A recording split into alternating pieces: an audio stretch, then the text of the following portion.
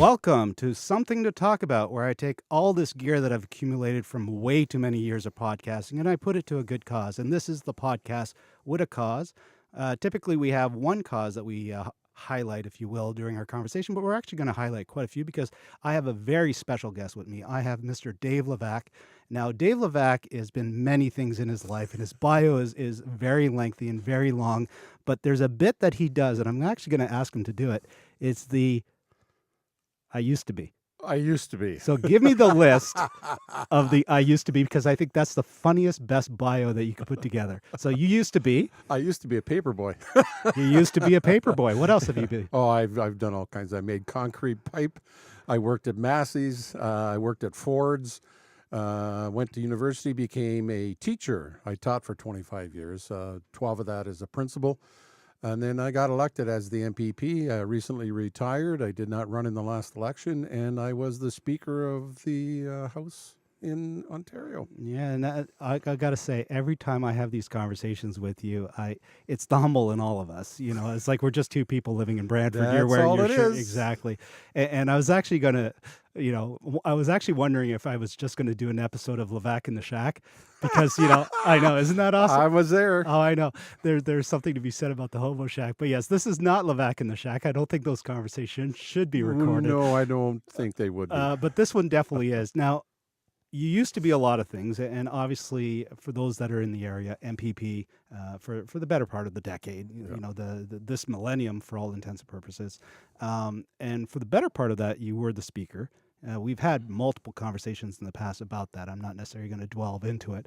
But then all of a sudden, retirement. A retirement, that's and the next thing you know, Rosemary's asking you to do this and you're having to do this. And I know for a fact that you are busier now than you've been before. You're actually having to turn things down. Yeah, I am. I'm turning some things down. I'm doing kind of the feel-good stuff. Mm-hmm. And I have a new gig. An actual gig. It's I teach at McMaster 1 day a week. That's awesome. And I was allowed to design the course inside of the political science department. And we kind of put experiential learning to work. Now, this is fourth year, people? Fourth year, so this is at the end of their cycle. This is the rock and roll part where they're there to learn. They're there, and they were very intrigued. Engaged, really great group of kids that went through this course. Now, was that your first time? First time, and that's a full semester? Or two semesters. 2 semesters. It was a year long. Yeah. Wow. Yep. And now you put that together yourself. Yes. Or you yes. Okay. Yeah. How'd you structure it? Like I generally, this is a conversation I haven't had. You hinted at it last time we talked because you weren't announcing it or whatnot. Wasn't so I knew. Yeah. But this is the first time we've actually talked about it since that. So before we get into it, you used to be many things, but right now you are a teacher at McMaster University. Tell me about McMaster University and your course. A great place, good working conditions, and I'll tell you, the chair of the department, Karen Bird, is a brilliant woman who really kind of lets you do your thing and kind of helps you and guides you. And as the post-mortem of this year's course, I'm going to be changing a few things up a little bit. When she and I had a conversation, we're going to be adding a few more things. But I will tell you this, it's a great place. There is a lot of activity going on. The kids are engaged and the profs are really into it. So I got a good feel for it. Very similar to what I experienced as a student at Laurier. And I know that the same feeling is there on the campus here in Brantford. I just love that feel. There's a lot of energy there. And I got a chance to kind of put some things together that weren't in a textbook. Let's put it that way. Well, see, and I think that's kind of what I was getting at. You were given carte blanche, for lack of a better term. I'm sure there was some parameters, but it's not like the secondary level where there's a very defined curriculum. Correct. When you're in university, first of all, you're taught to learn. Yes. The biggest thing you walk away with is to be able to self-learn, regardless of what it is. So the philosophy and all that, you're 3 years of education already before you touch these people. By their fourth year, they're coming out. They need to be ready. Yes. And let's be honest, they're not going to get that from a textbook. They need to have something that's closer to real life. And we visited Queen's Park. We had the former premier come and visit. There was all kinds of factual stuff that was there. Yep. But on top of it, it was experiencing what a former MPP was all about, former premiers all about. What was the legislature like? We brought them there. They got to see it. In some cases, they hadn't been since a long time ago when they visited, so they got to see the actions part. And we also reviewed the meat and potatoes of it, which you really don't get in a textbook class kind of thing. So I got to design case studies. So what we did is we took topics and then we turned them into case studies. So I had to first teach what is a case study, how is it structured. We formed groups, there were group contracts. So we did the whole shtick, and they were all kind of really buried in it, and they did a great job. I was really impressed with how good they handled it and how well they handled it. And I'll tell you something else, what's really cool is that all of the people I've asked to come and visit, every one of them said yes. Oh, why wouldn't you? So they all came and visited, and they really did a great job. It wasn't just politicians either. I brought in lobbyists and that kind of stuff to teach them the job opportunities inside of the legislature / politics is huge.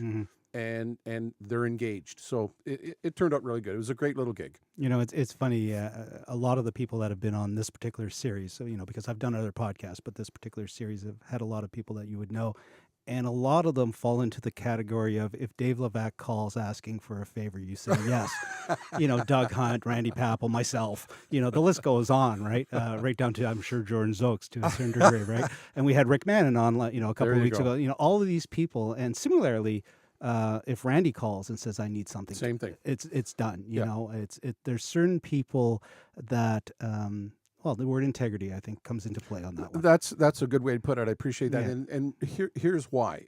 Here's why. Because all of the people you mentioned to a person, they're there in it for somebody else. They're there in it to do good. They're there in it because somebody else is going to benefit from it, and it's about community. Yeah. So that's where the connection between what we're talking about.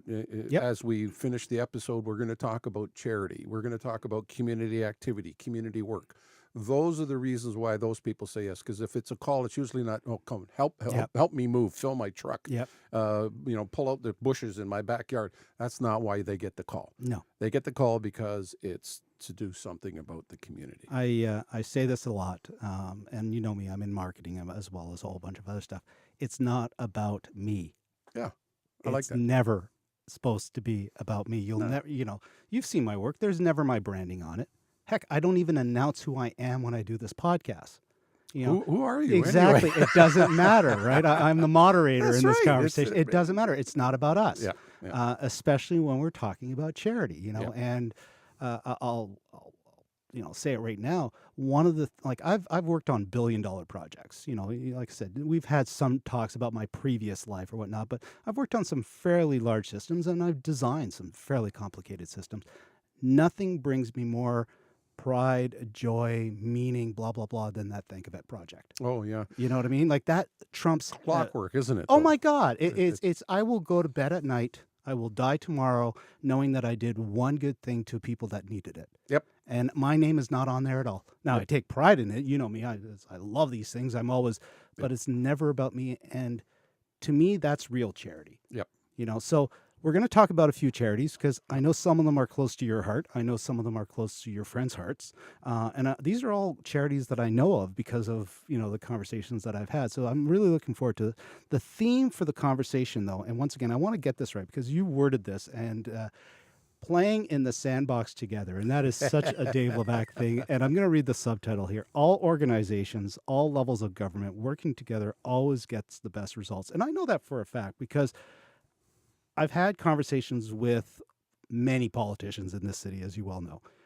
And the theme in Brantford, for lack of a better term, has always been, regardless of party politics, regardless of levels of government, and, you know, this is part of that social enterprise, social business thing. It's not about those tiers. We need to get together and make it happen. And I know for you, your relationship with Phil McComan is deep and personal and a very long time. So that probably came naturally. When you were in power, for lack of a better term, you coincided with the mayor who you saw grow up into that role or whatnot. So there was a very tight bond developed in Brantford for about a decade, I think. But even in that decade, there was changes at the municipal level. There was blips and changes at the federal level, and you kind of saw it all. So before we get into very specific charities, I kind of gave the title subtitle, verbalize it in the Dave Levac world. It's everything I learned in kindergarten and have sometimes forgotten. Yes. So the idea is really simple. I can put any of my personal feelings, whether or not it's a political feeling, a party feeling, or partisan feeling. I have to be able to take that, set it aside, and say, what is the objective? Mm-hmm. And when you do that, you tend to be a little bit more open to somebody else's idea or somebody else's way of looking at things. It doesn't mean that you forego it. It just means that you can park it for a while and you know enough not to put that up. You know, the old-fashioned things that the grandparents used to say is we don't talk about sex or politics. Mm-hmm. Everything else is on the table. It's almost truthful in so much as if you're specifically talking about politics, Phil and I could go toe-to-toe. Oh, God, yeah. But You have. if we have, Yeah. but if we're talking about a project or something that was good for the community, we then have to fight sometimes our own parties or sometimes our own governments and say, wait a minute, we're all working on this one together. So playing in the sandbox together is something that if you actually watch kids do, they're pretty good at that naturally. Mm-hmm. The unnatural part about it is that when we keep telling people, you have to learn how to share. Oh no, share your toys. And so the natural component is I want that truck, I want that tractor, I want that shovel. And then some adult usually kind of snuck in there and said, no, share the shovel, share the truck, share the toys inside of the sandbox. And then all of a sudden, if you leave them alone, they're fine. Mm-hmm. Take that and translate that into what is a community but a giant sandbox? Well, we're all sand. We're a many giant things. sandbox. Yeah. So let's go play in the sandbox together. So let's kind of duke out the ideas and then come to the same conclusion that it's going to make our community better if we get this done. Yeah, because at the end of the day, regardless of the federal level, the municipal level, or the provincial level, you are operating in an ecosystem that is based on the citizens of your county, your region, whatever, Exactly. electing you and giving you a job. Exactly. So that is by far one of the biggest difference between any other business out there. Like I've got clientele, I've got patrons, and the list goes on, but I'm not as accountable in the same way, nor have they the right to attack me. The way they would attack you in some ways, right? Because they hired you. But that was our first mistake right there. Well, here's the interesting point about that. Every 4 years, Yes. whether or not I've done a great job or a poor job, I put it on the line because they're going to elect me. I've had people come up to me saying, it's not you, Dave. It's not you. It's so-and-so. And I said, well, I did my job. And no, it's not you. It's the other guy, or it's the premier, or it's the prime minister, or it's this issue, it's or this party, or it's this, or it's that. It's this issue. So you could get thrown out of office being one of the best MPPs that ever happened, and you get thrown out of office because every 4 years, that's the check. Hey, there's a lot of people, and once again, I don't do politics. I can do politics. To your point, I could go toe to toe, right? Sure. But I don't. I choose not to. Had you run as an independent, you would have won. Yeah, I think so. I think so. Not that would have been the outcome that any of us needed, because, I know. But I back to the point of people voted Dave, and the very fact that you were the longest serving Speaker of the House, dealing with multiple parties and having the respect of all of those parties, translated to a degree as to why you were that person. You weren't viewed as a liberal or as a conservative or as an MDP. You know what's interesting, though? What's really interesting to me is that my colleagues that I've gotten to know over the 20 years, a lot of them already think like that, too. And the reality is that people put those labels on it, and the behind-the-scenes crews of all of the parties do a lot of that stuff.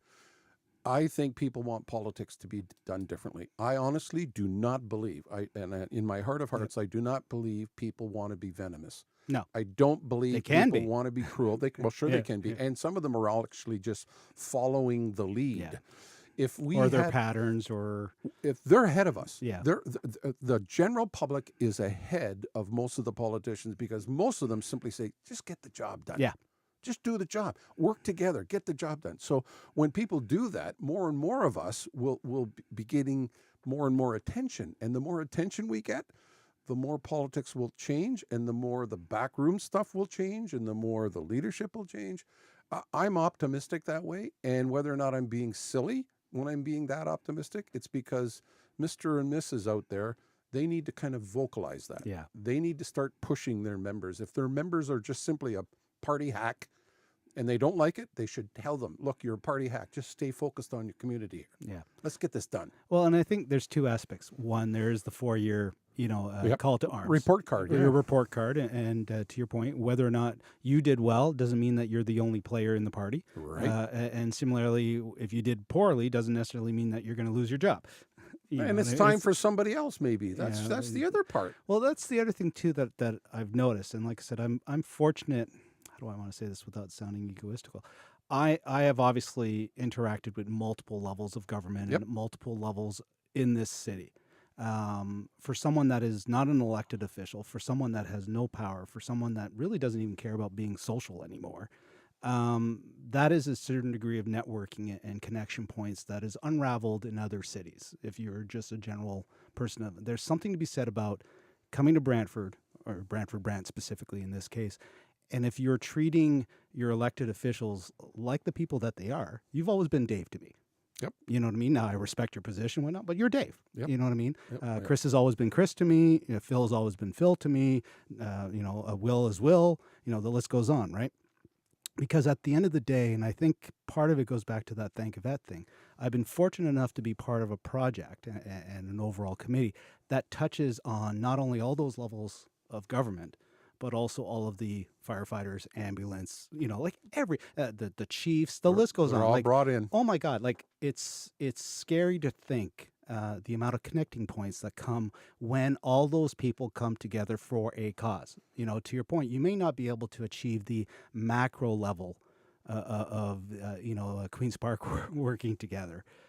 But at the micro level on a very specific project, and we're going to talk about a few of them right now, I believe that you can, and I think we have very good examples Yes. that showcase that, because even Will, who has sat in that very chair and has had the same very cat, once again, party politics, right? You both share the same cat. You know what I mean? There's the part that connects, exactly, the connecting part. I had to put the cat away because Rick was allergic, though. In any case, the reason I bring that up is at the end of the day, all of these people are operating at the micro level on very specific projects. The one that you recently did last week literally down the street from where I live, where you literally had the two mayors, you had the MPP, you had the MP, you had the ex-MPP, the ex-Speaker of the House, and the list goes on for a major announcement. Yes. You know what I mean? To get those parties, those levels, those tiers, together in other cities, not as easy. Yeah, you know what? People have said that to me around the province when I've traveled and when people are talking to me, and that is, they are a little bit jealous of the fact that when we do events, everybody shows up.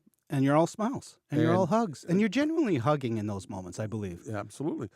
And I think that is a little bit of a unique circumstance. I would love for it to grow. I would love for it to kind of catch fire and start happening all over. And unfortunately, I think this era of visceral politics, and I get creepy. I know. I get creepy when I start talking about this, and then I can't understand why people have to do that. I really don't. I think, like many things, sometimes you need the valleys.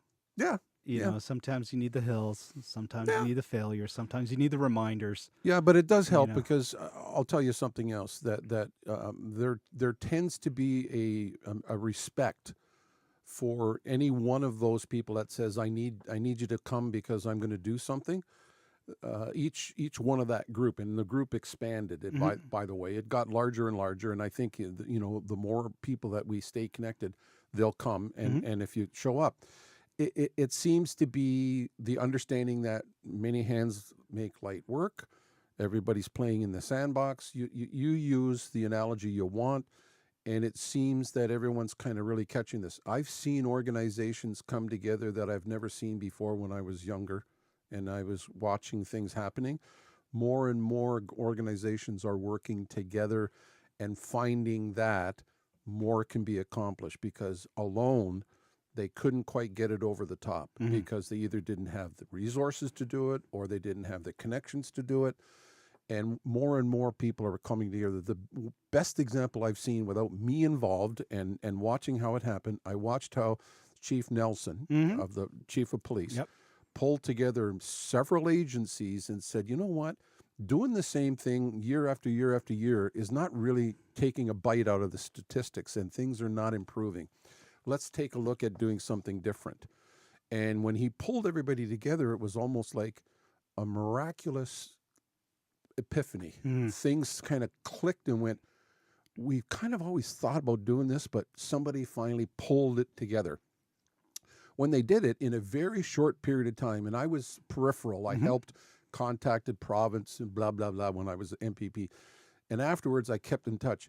The stats are staggering. The improvement on some of the things they've done, because the way they're doing it now, in terms of calls from the police and mental health and responding to crime, it's really taken a bite out of it. And I can tell you, that's what happens when you pull everybody together, because, oh, I can do that. Oh, I'll do that. I've got a little bit of funds. I can partially pay for this, and if I'll partially pay for that. And it works. Yeah. It works. Well, it's the concept of, to a degree, of crowdfunding in some cases, and crowdsourcing. All of these things, you know, are terms that the collective. The collective, it's there. And to your point, I see it whenever we do the Thank Yvette luncheon. Everybody pulls together. Oh my God! You know, I don't know how that that day's a blur. You know that as well as I do. But yet you look at it, and it gets done. And like when we do the 400 bags, it's like everybody's got a job. Yep. Everybody gets their job done, and our meetings are just simply meetings that say, I got this done. Okay, you report, you go over the list of who's doing what. It's done. I've put in the call, or I've sent the letter. I need this communication, blah, blah, blah. And everybody just kind of, I got it. I got my job done. And it's a collective that comes together and reports that we're ready to rock and roll. So when everybody kind of fine-tunes this and then shows up on the day to do it, the veterans, the spouses, the widows, the people that we're celebrating, it's almost like they just, you walk in and out. And at one time, as you know, it's shrinking. At one time, we were the largest in Canada. It was about 750 people were fed in less than a half an hour. Yeah. And everybody got their thing done, and everybody did it, and it was over. And then almost like a deflation, we're ready for next year. It's, well, every single project, and I know you're part of a few local ones that are similar. The second that the event's over, you're starting to plan the next one. You know, the Jazz Festival being one that I know you're involved in. Okay, so we hinted at the Thank Yvette, but I want to cover one first, because it happened recently. It happened down the street, and I kind of alluded to it, and it's out of order from what I have on there, so I'll get back to it. But the Brant United Way is doing a rebranding, or going back to the past, and it's rebranding. And it's funny, I came across that after I invited you to be here. So from a timing point of view, things just perfect. I know, isn't it awesome? Oh, you're a genius. So, you know what? If only I could get an audience so that people could actually hear this stuff. In any case, let's get it captured at least. Sure. Actually, I want to take it past branding. Fair enough. We're not getting rid of the United Way. Correct. The United Way structure still exists. We still are going to be doing agencies, but there's a different funding. There's a different way in which we're going to be, and we're going to call it the community chest, which in the old days, in the very old days, it was red feather. And then it became, that's really? That's really old. And then it became the community chest. And what we're hankering to is the community side of it. We already have the United Way, which has their organizations, industry, business, that kind of stuff, and individual givers, that kind of. So what we're doing is with the community chest is engaging their whole community in the United Way. So there's actually parallel that's happening. Branding of the community chest, and the staff have done a revision. They did a review. They did an overview. They kind of dissected everything, and they're making some changes. The agencies are all on board, and it'll look a little different than it did before through the community chest, but also the United Way. The old, I was involved in the United Way for about 11 years. And as I moved on to something else, one of the things that we kept doing was we set a goal, and we did a review of what the needs were. We set a goal, and we didn't hit the goal. There was a time where we missed about 7 years in a row. We didn't hit goal. And then the following year, they would raise the goal. So we'd have to raise more than we didn't raise the year before, 7 times. And I thought to myself, guys, this is kind of getting stale. Is that number generated locally or from a head office? No, it's a local review. Local number. Okay. It's a local review. But the problem is that the agencies were saying, this is how much money we need to operate, blah, blah, blah. And their needs grow. And they continue. But the problem is that we were not hitting our goal. And the more you didn't hit your goal, the less likely it was you weren't going to hit a higher goal the next time. If you were a government, that would be a deficit. That would Continue. All right, here we go. There we go. Now, all of that said, there's going to be a review of that. That's already taken place, and they're going to set that tone of how that's going to play out. And then the community chest was when Paul Williamson and I were asked to come in, Paul specifically, because he's been a champion of the United Way, like a real champion I of the saw United that Way. when I was reading the article. Huge. Once again, names you never hear about, right? Because it's not about them. And it's not about Paul. Didn't worry about anything. He didn't want the lights. He didn't want the cameras. He probably felt awkward in that photo. He did. Yeah. He did. He was not happy. But I told him. But sometimes you have to. Okay, Grandpa, get in the picture. So all of that said, we then took that task and said, let's bring back all of the chairs or co-chairs or vice chairs of the United Way that were okay with this. So we explained to them what we were doing, and to a person, they all said, great idea. Everybody that we were able to contact wanted to be there. Some couldn't make it. They had commitments. But we had about 10 or 15 previous chairs and letters from others. And this is what I find interesting. That list, if you were to put that group and tally it all up. All leaders. Oh, my God. And it goes back to your conversation earlier about the teaching as well. When Dave puts the call out, people come. But, they all did.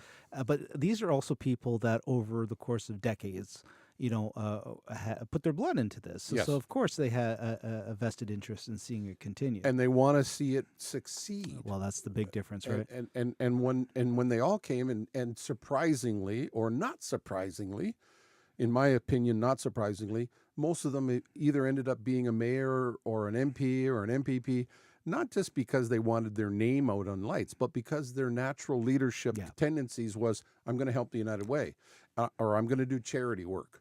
Don't even have to say the word United Way. No. I'm going to do charity work because I just like to lead. I like to be part of a charity in my community, and they're community leaders. A lot of them ended up being MPs and MPPs and passed, and it's an example of what we talked about a little bit earlier when we said about we all work together. It's about a focus, not about them. It's a focus about what's good for the community, and they've all stepped up. So the United Way has been positive rebranding, if you wish, but it's changed. We used it as a moment to kind of launch things and get things ready for the next campaign, and we're going to rock and roll this. So for the next few months, Paul and I are going to kind of put this community chest to work, see who wants to come on board, see who wants to be a community builder, and then hand it back to the United Way and say, okay, here's a working model. Job's done. Yeah. You're building basically the factory for them to operate from this point forward. Yeah, well said. Well said. Yeah. Gee, that was a good one. That was a good one, eh? Every so often. Anything else you want to add on that one before we move on to the next charity? No, we're ready. So once again, just to recap that one quickly, that's a prime example of not only multiple levels of government that came together, but also decades of volunteers. Yes. So that now, as you say, are either leaders in organizations, leaders in government, or have been some form of leaders. So once again, a positive example. And my hope here, seeing that we're using this as a use case, that we will have a positive use case when we look at this after this campaign and we see a A to B shift, and you see that line go this way. We'll review it. Exactly. Of course. And that's what you do, right? So we're going to bring another one. And this is funny that we're talking about this one because I've always wanted to reach out to Phil to be a guest to talk about this particular charity because I know this one's close to home. Absolutely. So Crossing All Bridges. Tell me about Crossing All Bridges. Started with about 4 or 5 mums whose children have challenges, mental challenges, and aged out of school at 21. after 21, it's pretty tough for them. In a lot of cases, and I don't mean this in a negative way, but it's unfortunate. In a lot of cases, once they're finished going to school, there's very little for them. Mm-hmm. And they end up kind of moping around and not putting to work the things that they've learned. And the really ticks me off is that there almost seems to be an assumption that they can't continue learning. Yeah, no. And it's almost like it's almost like it's going to happen to you because that's what we're going to do to you. Mm-hmm.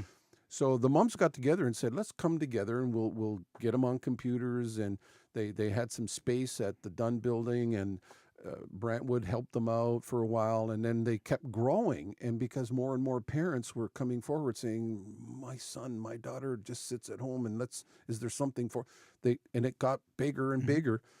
And you build it, they will come. And Jordan McColeman, who's my buddy, forever and ever, amen. He's all our buddies. He's my buddy, and Phil and I, Phil's desire was, let's see if we can pump this up a little bit. Well, they've never had a home of their own, and they've had to move a couple of times. And so St. Bernard School came up for sale. Really? And, Crossing All Bridges put in a bid, but it was one of those kind of low-ball bids of a charity. Can't do that anymore. No. They used to be able to give them away, but they can't do that. They got to pay market value.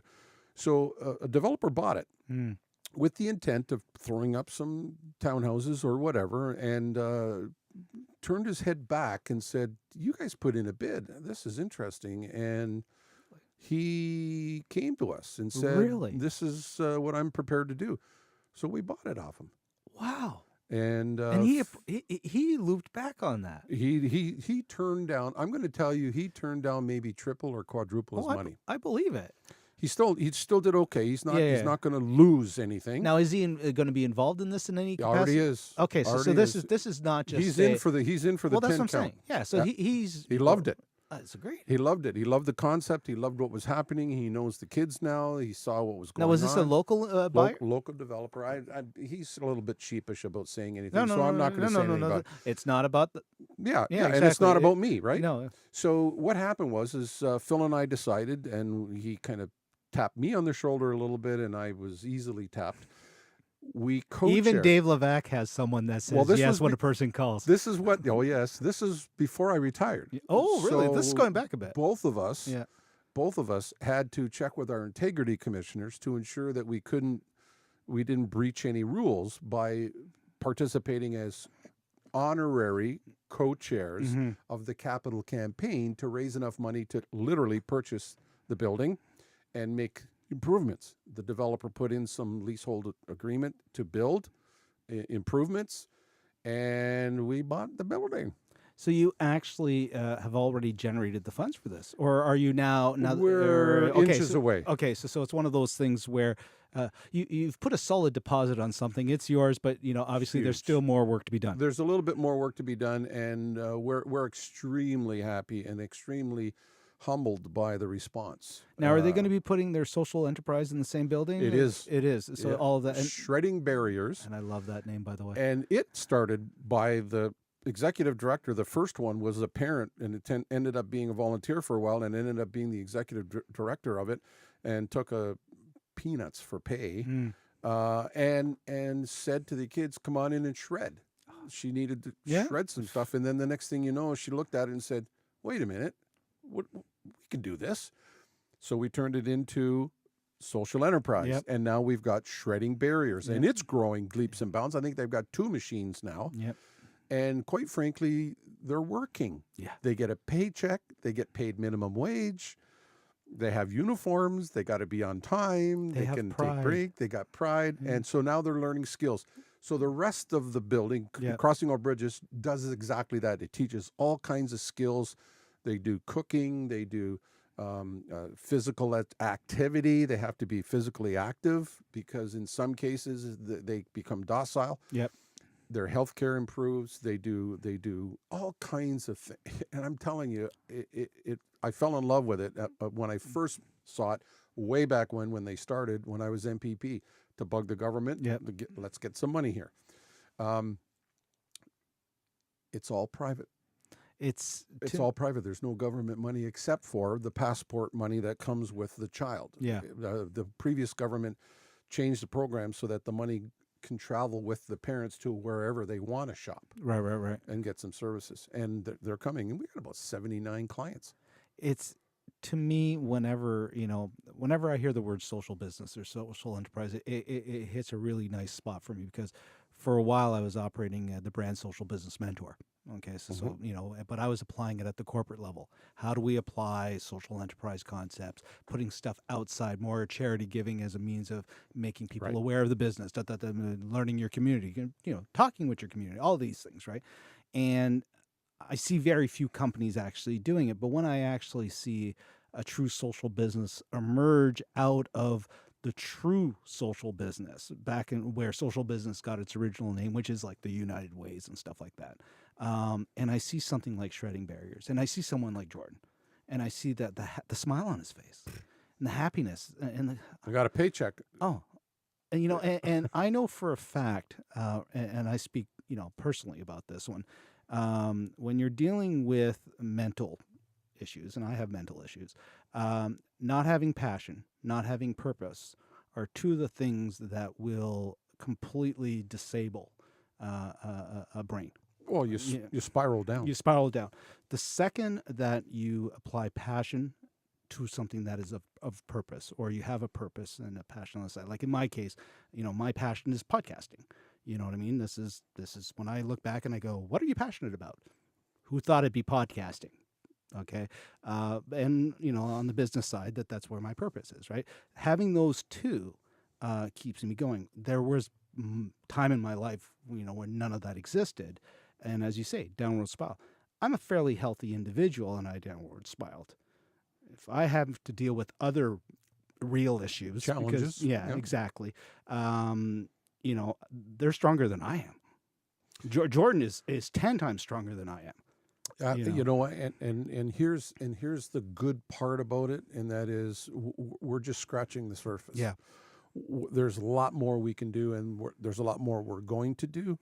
And at a given time, people will get a really good snapshot of what's happening. And the really neat thing is that the staff and Paula Tomlinson, the CEO, she's the executive director. She knows how the neighborhood thinks and feels, and she wants to feed them first to make sure that they understand what this is all about. And to a person, everyone we've approached has been able to give somehow. Yeah. Whether or not it's in kind, whether or not it's a donation of goods or services, or whether or not it's monetary, or whether or not it's their own time to help out. Anyone that's kind of come to see what's going on, they've fallen in love with it because they see the value that brings out that passion, that brings out the importance of what it means for these kids, to these young adults. Yep. I mean, they're some of them are older. Exactly. Well, as you say, a lot of them have aged out. They've aged out, and their raison d'etre for that school is very powerful. Yeah. Very powerful. You get to see who they are. You get to see how they operate, and the care that they give that school. Yeah. Well, another good friend of both of ours, well, more of a good friend of yours and a good acquaintance of mine, Doug Hunt, with Participation House. Absolutely, same thing. Him telling me the story of helping building the first and when you hear those type of things, and then when you also know what they're dealing with on a personal day, and yet they still give. Yep. They still give. I've had Randy sit there, with the cat on his lap talking about his PTSD, and the man still gives every friggin' day, and the list goes on, right? That's who they are. It is. I'm thrilled to be able to have a medium such as podcasting, where I can be in a city, and as much as I have a love-hate relationship with this city and a lot of the people in it, that I can reach out, and much like you reaching out to people and say, hey, do you want to come on over, have a chat, and talk about these things. So the next charity that we want to use, and once again, these are interesting use cases, because in both of the cases that we brought up before, in the last one specifically, you had Phil, who's obviously an MP, who is extremely passionate about this project, and just recently did, I guess, what do you call it? Statement in the House that was recorded and released or whatnot, and they talked about the mothers and whatnot. So I know that one's multiple levels, and like I said, you're not even involved in politics anymore, and yet you're bringing value. So it doesn't necessarily have to be a politician to be able I'm to retired, man. You are you're used to be. The next one I want to talk about, 100 Men Who Cares. Yes. Now I know the basic concept of this one is basically Smart. it's smart. You're taking it goes back to the conversation we were having about doing the luncheon. You throw enough people at it, it gets done. Absolutely. A dollar here all of a sudden adds up when it's 1,000 people. Same applies for 100 people. So 100 Men Who Cares. Walk me through that one. Well, the concept is really, really simple. Is that we get 100 guys, we put them in a room quarterly, and say, "Give me $100." Yep. And that's 100 times Whatever's 100. Yeah. So, and then we have, And then some in some cases. in some cases, and in some cases a little less because it varies. goes up and down. Yeah. And what they do is they have a short. The meetings are only about 40 minutes Yeah. long. And half of that is just the chit chatting at the It's beginning. the chit chat. Yeah. So what they do is they choose in a bucket. You throw in or register a charity you want to support, and we pull it out, and then we vote on the one that's going to get the money. Yep. Whether it's 10,000 or whether or not it's 5,000 or 15,000. At the end of the day, it's $100 out of someone's pocket versus 1,000 versus 10,000. Right. Now, this has kind of been designed for those that are kind of in the hurry, on the fast lane kind of thing, where it's like, okay, I want to be able to do something to charity. I give to this one, and I'm in and out, and thank you very much. That's one way to look at it. Yep. Another way to look at it is many hands make light work, and if I put a bunch of $100 bills in a pot, that means a lot. Yep. And the last one is, I keep telling people, a lot of the smaller charities don't get the attention. They don't get the pizzazz. And for them, if you gave them $1,000, let's forget 10. If you give them $1,000, they hit the lottery. Yeah. Because they don't make a lot of money, but they still plug away trying to. So it's fantastic. Yeah. Well, And a lot of it is local. A lot of it is very, very local. So kids after school, for example, Oh, I know. crossing all bridges. Yep. So anyone that has a small organization that doesn't have this provincial or national or the reputation, United Way in some it's cases. local. Yeah. So that's what happened. And quite frankly, when I first joined, I was still MPP. They asked a bunch of us. Yep. And the organizers kind of sent out a general ask. Yep. Are you guys interested in joining? And we had 100 and I think it was when we first started about 120 names that signed you up. typically have that spike and The spike and then it settles, settles down. Yeah, it's So what's happening now is there was a second one that operated because they didn't start it up. The other guy, a bunch of other friends started it up. So now we've got 2 100 Men Who Care and 100 Women, for the women who care as well. That yes. one's Yep. that one's going gangbusters. Yeah. They're doing a great job. Oh, Leave it to the women. They're no, much I'm better. not going to be sexist in my statement, but yes, leave it to the female That's not volunteers. sexist. They know what they're doing. They know what they're doing. and they're good at it. They're extremely good. So the 2 groups are kind of in that they've gone through the peak and they're coming down into the valley a little bit. So we're talking about. I've talked to the organizers and I've said, "What do you think, guys? Let's pull it all together. And even if we get more than 100, we'll still call ourselves." Well, the branding is 100. 100, but at the end of the day, it's about hey, if it turns into 1,000, let it be 1,000. I'm not going to say no. Right. You're 101. Go away. Yes. I don't want your 100. Yeah, so I'm going to tell everybody, no matter what happens, even if there is a merger or if there's like-minded and we cross paths, we're not losing the $100. You got to come up with $100. The 100, and once again, 4 times that's a $400 spent. And like I said, some people have predefined charities that they donate to, and it's not for everybody. But for those, as you say, that either don't have something. I know for a fact in some of these cases you can prepay. You don't even have to be there the night. It's if you just want to do your donation. But I think you brought up 3 points. There's that 4th one that if you don't show up at those events, I think you're missing out the big. Those are your community leaders all in one room.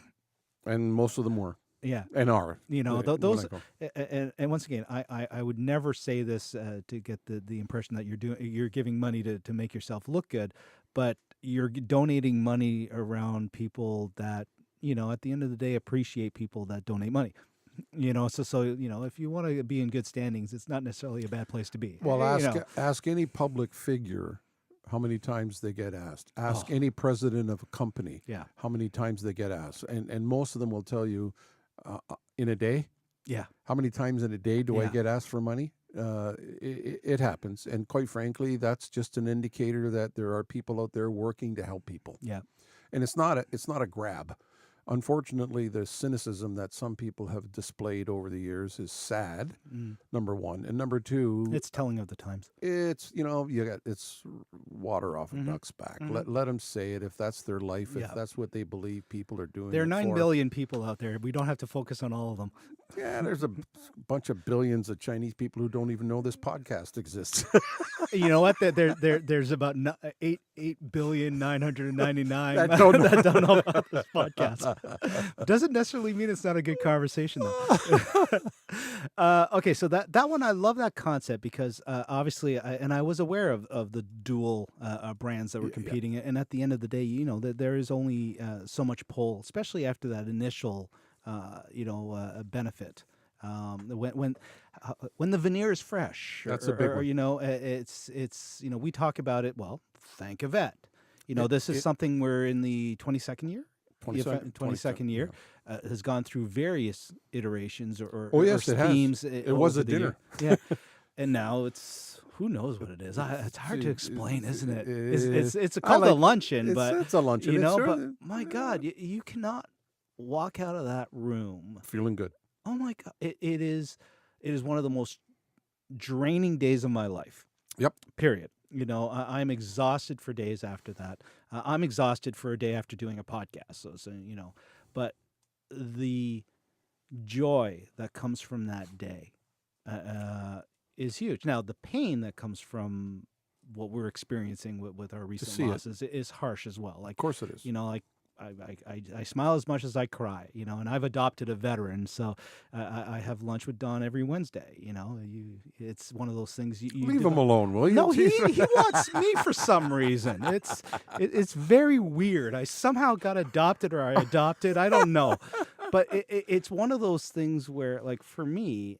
And once again, not about me, but this one was close to home. And you may not necessarily have known the finer details of my history on the military side, but when you approached me, it was an immediate yes, And as painful as it is for me to deal with people, it's the one that to this day I still contribute to.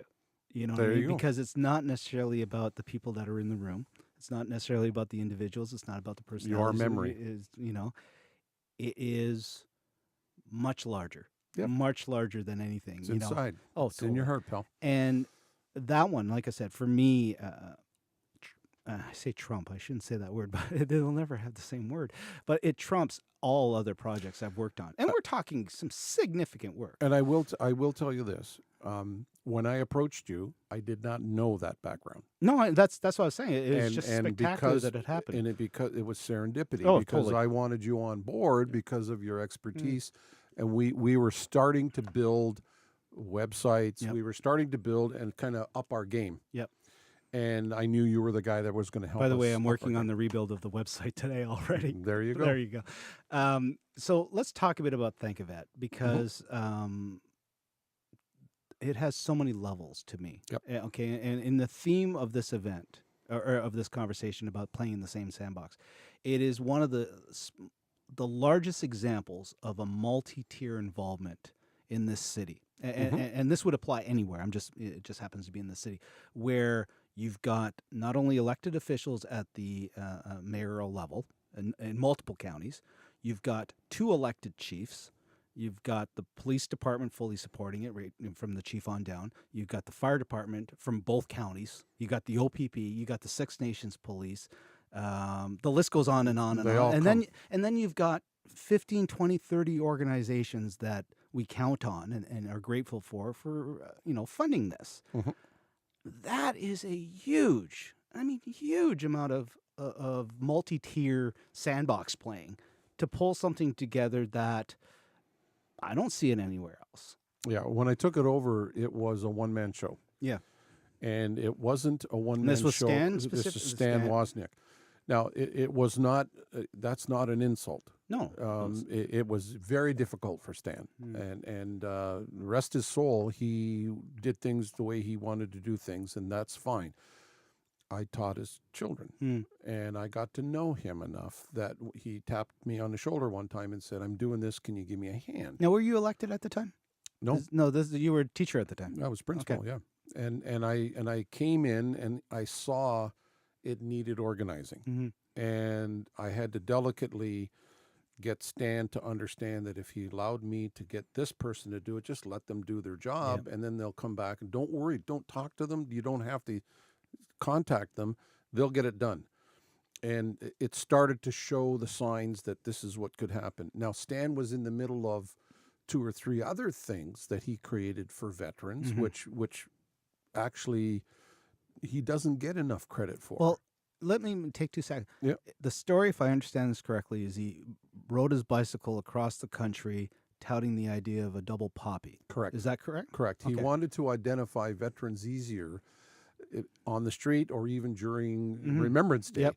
So he asked, he got permission from the Royal Canadian, and they said if you put 2 poppies on, you're a veteran. Doesn't matter if you served overseas or not. Just you signed up and you were a veteran. 2 poppies, and then now they make the little metal things with 2 poppies. So it caught on in the region. I don't know if it's caught on in the country, but it's caught on. It's definitely. Well, you're going to have 9 billion people hearing this. It's going to caught out. China's going to have it. So what happened was when he did the ride, that became part, and then he had to do this other thing as he kind of evolved it out of the Dutch Club, because originally the Dutch Club wanted to do an anniversary of the liberation of Holland, and they had a big anniversary dinner, and then Stan helped them, and then he saw the value of it. Stan wasn't Dutch. Was he? No. He was just this veteran thing, right? This in his heart. He gravitated to that. In his heart of hearts, he wanted familiar. to help them. Yeah. So he helped them out, and then it created. Well, then why don't we do this every year? Well, we can't do a dinner every year. And then Stan said, "Oh, I'll do a lunch." Yeah. And then it started, and then he had done the rowing. He was going to do some rowing. He was going to row across the area and blah blah blah. And once again, this is in an era where stuff like that is what we would turn to catch the attention of the media. Right. You would swim the Lake Erie. You would do this was very telling of the time that this was the type of stuff that he needed to get attention so that the volume of people that would understand it could help him. Yeah, this is pre-Facebook. Yeah, this is pre-Facebook. Yeah. And then during that process, I was elected MPP, and then Stan called me one day and he said, "I'm done. That's it. I'm not doing it." I said, "What do you mean you're not doing it?" "We're not doing it this year." And we were only months away from it. And I said, "Oh, no, we're going to do it." And he said, "No, I'm out. I'm gone." It was a combination of things, and to most people not knowing, or there was a health issue. And then, so I basically said, I can't let this, it was too good. So I took it over, and then I immediately formed a committee. Imagine that, where things get delegated. And I put the call out, and I know the people I called in would be able to tackle it, because I knew enough of them through education, and I knew enough of them through my charity work and everything else, that of the people I brought in, I knew that we could make this happen in a short period of time, because it was like an emergency. Yeah. We had to. Well, that's right. You're talking about that time where you salvaged it out of the ashes, for lack of. It was gonna be ended. So we put it on, and then I said, okay, now that we have this, we did the rotating chairs every 2 years so that it was fresh, and that we brought in new members from time to time, which you were one of them, and other people joined. And then the big catch we got was the participation of the 56th Field Regiment. Kindred spirits, obviously. And it was pre-Afghanistan. But definitely still, Army, blah, blah, blah, blah. So, and this is, now, were they big artillery back then, or was it still focusing on... Artillery. They were artillery. Because there was a while there was still mostly, in any case. It was the 56th Field. It was always artillery, okay. Yeah, the 56th Field came on, and the commander... Every commander since that time has been briefed on this thing and said, "Hey guys, we're in." And so when you hear your commander say, "We're in," they're in. And they're right down to Lawrence, who's the current one. He drove. I don't know if you know the day of the last luncheon, he was in Kingston. He was in Kingston. He drove all the way in, knocked it out of the park with his speech, and had to drive all the way back. But brand new to the region, had never even heard about it, and boom, he's in. Recognize the input, the value, and the reality of We went through an era Mm-hmm. years and years ago. We went through an era where the Army wasn't seen as, cool. Mm. That has taken on a new life. And quite frankly, the 56th at one time was talking about, actually, the federal government was talking about maybe consolidating, closing. Jane Stewart and I, when she was MP and I was MPP, we went to some public meetings and we started to kind of say, wait a minute, what are we doing here? This is important. It would be interesting to see what would have happened to the Armory if that had happened. Converted. Yeah, No that would have doubt. been such a shame. Yeah. So we have what we have, and the 56th has been stellar ever since. The real thing that they do strongly for us is the grunt work, like the day-to-day prep to set up and all that kind of stuff. But also, they also bring the dignity of a parade, a color party, respecting the elders, elder kind of veterans, as, we were there. Yeah. We understand who you are. We've got your back. Yep. And they treat each other with utmost respect. And it's amazing to watch. People don't realize that when you start watching it, and I've had the wonderful position of seeing the you're up on the podium watching it all. Yeah. And when you see them interact, you can see that this respect that they have for each other. And what the veterans need to understand is that when we see you, we're in awe. Yeah. Here you are, and I keep reminding people, stop looking at them as 89 and 90-year-olds. Look at them at 18, 19, or 20. 16. Well, one guy told me his story. He was 14 years old. Yeah. Big guy, but 14 still, years old, lied about his age and got away with it. The majority of the World War II locals were underaged, And quite frankly, I used that when I spoke to high schools. Mm-hmm. I said to them, how many people here are 14 years old? Yeah. And put up your hand. Yeah. 15 years old, put up your hand. There's people that lied about their age to go overseas to die. Yeah. Would you do that today? No. I wasn't being cruel to them. But it's true though. It's the mentality. Here's the other aspect too, and you got to put it in a certain context. When you take something like World War II or the precursor to World War II or World War I, the call for something like that is overwhelming. You saw it with 9/11, with the increase in Marines in the States, and the list goes on and on. But it's, to me, what's really interesting, and this is, when I think about a Matt Bradley or the list goes on, they weren't necessarily joining the reserves in their particular case during an active call to arms. You know what I mean? Now, in many cases, they found themselves in Afghanistan because they had put their name on paper, and you got called. Mm-hmm. That's what being a reservist is. You will occasionally get called, and it won't be just for flood control. And I'm not saying that as a negative. No. God help them right now. Like, me, I run the Facebook page. My feed has been mostly supporting images that have been submitted from all of those efforts.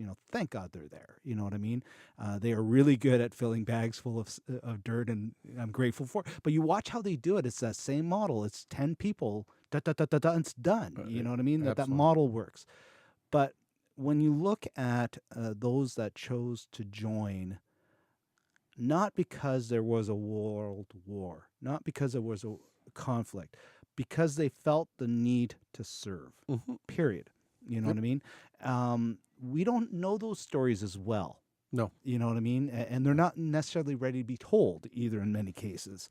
But when you take the historical examples, as you say, of the Derek Pites, no one pictures Derek as he was back then. Of course not. I saw a photo. We had recently lost Kern, the Korean veteran. I forget his name all of a sudden. It doesn't matter. But in any case, it matters, but it doesn't necessarily matter for the purpose. I was looking at the photo that they put up, and it was like, the original photo. And there was another gentleman that comes to the air show. I forget his name as well all of a sudden. But, he doesn't have an ear anymore. And the photo that we pulled up for the CF-18 people was probably the last photo of him with his ear because it was taken before the plane crash, right? Right. So, you hear about those stories, and then, as you say, the kids now see them as elders. see them as senior citizens, and what are our senior citizen responsibilities, and not necessarily what are our PTSD responsibilities. Right. And then you take the Cold War period, and I have lunch with someone, that spent time on a sub during, one of the scariest moments in our generation, which is, nuclear, we would have all died that day. And he's in a sub, not knowing what's going on, and you hear about these things afterwards. Absolutely. The mental strain of being on a run silent, run deep. It's not taking a bullet. No, but it reminds me, and I'm glad you brought that kind of story up, because it reminds me of how thankful we need to be, without getting maudlin about it. But it reminds me of how thankful we need to be in order for a segment of our society who have chosen to do that. And during a certain period in our history, we looked down upon it. Yes. And so from my perspective, you've multiplied the PTSD. You've multiplied that memory, because I talked to a guy 2 years ago, and it'll haunt me. 2 years ago, the guy came up to me and he says, I got to tell you something. This was at the end of the luncheon. I got to tell you something. You've helped me understand why I need to tell you this. He kept hedging towards what he wanted to tell me, and I could tell he was struggling.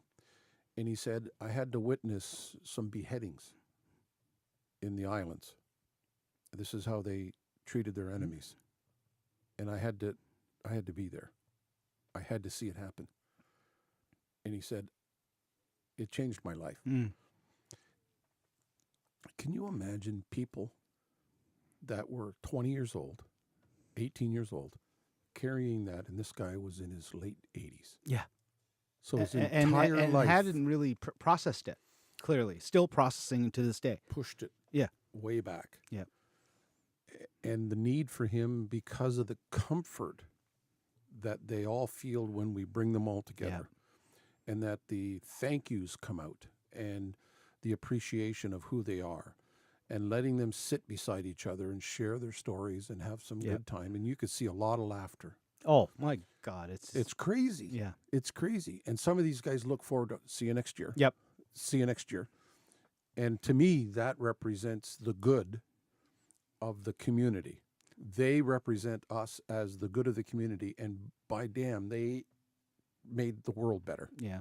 And it's great, too, because we also give them that opportunity once, a year, outside of the actual Remembrance Day events, where, they can revisit that part of their life in a safe environment, in a thankful environment, surrounded by their peers, and also, and I've said this before, a current Afghan veteran that is currently dealing with a modern-day PTSD, sitting beside someone that has been processing their PTSD for the last 60 years or whatnot, is the best kind of therapy you can get. For both of them. Because nobody outside of those two people will understand certain aspects of society that we are fortunate to not have to. Dave, have you seen someone beheaded today? I haven't. Okay. But that's, I got to tell you, that's why I love Think of It. I just can't. And I told them that when I was retiring, I let them know, I said, I as long as I can get there, I'm going to be there. You are not excused. Yeah. as the current co-chair and future chair, you are far from excused, because I'm pretty sure at some point in time, and I'll put this on the record, you said, Rob, if you do this chairing, Bill and I will be there to fully support you. That one's to you, Bill. In any case, Bill Chop has to be on this podcast at some point in time. That's someone he's got some stories. I know. I have a lot of respect for Bill. So we used 4 examples, and the reason we use these 4 examples, these are all examples, especially the Thank Yvette, considering the levels of the activity. community coming together. You would not have that occur if you were not all playing in the sandbox together. That is a prime example of one big sandbox on that day, every year. It's a proud moment to watch happen, and as it evolves and starts to come together for the event itself, it's a joy to hear the reports of everybody saying, yep, we got the donation, we got this, we got that, everything's all set. and everybody does it like clockwork, and it feels so right. Yeah. And I think it's the event envy of some cities, because I've had some visitors come and say there was a group from Cambridge, there was a group from Hamilton, there were friends that would call us at the office when I was in my office. There were friends that would call me in my office and say, Bob's coming over from Vancouver to visit me just so that he could go to the Thank-A-Vet. Yeah. And I'm going, holy mackerel, we're supposed to only do the local guys. Well, send them along. Yeah, it's one of those things, and once again, not to put a fine point on it, once again, it's not about us, it's about them, and I've said this before, if you're willing and want to make the trek to Brantford, I'm not going to be the one to deny you a seat at that table if you are a veteran. It's as simple as that. Okay, we can't go running around advertising this too much. No, it's not about that. We still have good numbers in there. We've got great numbers, but it's one of those things where I believe truly that day is a day to be thankful. And if anybody, especially those that are struggling, where that event could help them, you know what I mean? Mm-hmm. It's there for a reason in that sense, right? And it's, like I said, I'm involved. I'm not even a level of government, or anything like that. So this is me speaking for me here, right? But I truly believe that when you see something like that happen, and it's not about, all the politicians being on the stage doing their speeches or whatnot. It's not about all the officials being in the audience. It's not about the Lord Mayor Walter doing, the grace. You know what I mean? It's all of it. Mm-hmm. And it is by far one of the examples that I hold on to. When I look at that, like, there are people at that luncheon that I would not say hi to outside of that luncheon. But on that day, at that event, they get a hug. Simple as that, because it's the respect of that event. Oh, I'm going to be the hugging chairman. Hey, I've said this before. Brantford turned me into a hugger. There you go. There's just something about Brantford. Better that than a mugger. Oh my God! It's better that than a lot of things. Like I said, I have a love-hate relationship. I'll be the first to say it. But I still talk about Brantford on a regular basis with these podcasts. Every single podcast has been about Brantford. Yep. So what I'd like to do is recap briefly, if you will, the theme. No problem. And maybe just a quick shout out to the organizations that would be a good example of a use case. And if anybody, comes across this information and wants to hear more, obviously there'll be a lot more information available to them, be it online or listen to this podcast a couple of times because, crickets. So we're back with Dave Levac. Dave, tell me what's up these days. Well, we're just trying to help out the community and do some charity work. And we've talked about Crossing All Bridges, which is a really neat organization. And we're in the middle of a capital campaign, so there's donations accepted. And we're going to own the school. That's the idea, is we're going to own St. Bernard School, and it's going to become it is Crossing All Bridges right now. And then we talked about the rebranding / improvements and changes that are happening at the United Way, which is to brand it the community chest half and then the United Way half. And we're going to be looking at different ways in which we're going to help the community. So that's a multi-tiered way to help our community. And we talked about 100 Men Who Care. We're talking about really smaller groups and other groups that have little difficulties where a couple of $1,000 would really mean a difference. So we get together and give out $100. And if you want to become a member, go online, look at the website. And the fourth and final one was the Thank-A-Vet luncheon. It's coming close to its quarter century, and I've been involved for about 25 or 26 of those because it actually took place before the original, and then we changed it to the luncheon, and so the luncheon will be 25 years old coming up. So I've been at it for quite a few years, and you yourself have got the hooks played into you from myself to participate, and you've fallen in love with Thank-A-Vet as well. So those are the four we talked about, but you know what? God bless. Help a charity. Help a charity. It doesn't matter who. Go volunteer, donate, whatever it is. Get involved in your community. That's what's going to make a difference for a lot of people. And when we think about these four that we talked about specifically, and once again, the detail is there if you really want to get into it.